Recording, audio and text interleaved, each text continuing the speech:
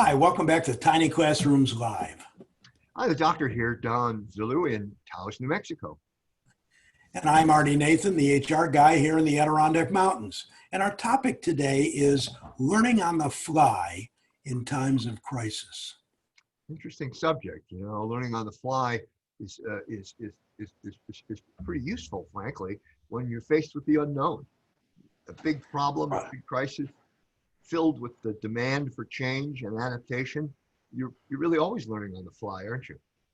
Yes, and I know a lot of people that are struggling to reopen their businesses and they're sort of winging it, but Yeah. not really, because winging it in this context is throwing out the rule book and the playbook and looking at things differently, improvising on the fly and discovering stuff you didn't know before.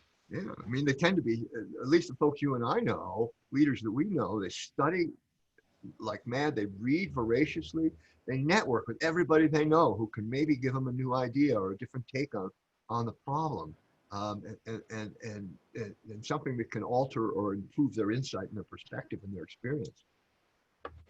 A lot of what they're learning today is that you have to plan for change. Right. You have to learn how to solve problems more effectively. And you have to, I don't know, figure out how to manage these projects most effectively. Exactly. And so there's a tendency in some cases for there just to be a whole lot of helter-skelter running around and kind of unfocused and full of activity. But a reality planning for change starts with a very clear and articulate objective. What's my objective in this whole thing? And then it allows you to understand and study what's working, what's helping you already, and what's holding you back. What do you need to do differently?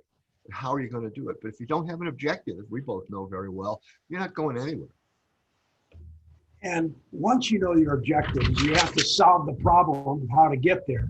Yeah. And you can't do that alone. I know a lot of leaders today are struggling. They feel isolated, but really their people are home waiting to be asked to get engaged, to help bring new ideas to the front and to do what they can to figure out where they're all going. And I think if leaders learn to ask and engage people appropriately, they can get a lot more done collectively like that. Yeah, so engage your people in establishing the objective and then engage them in the analysis and the action planning, but always make sure that it's behind and pushing toward the objective.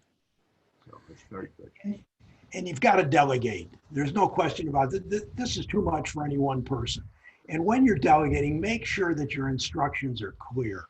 Make sure that you explain your expectations and then stick with the story and help people along the way to benchmark what they're doing and where they're going and make sure that they keep the end in mind.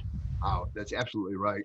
And for us to stick to the story, we try to keep this short. So this is short and sweet for today,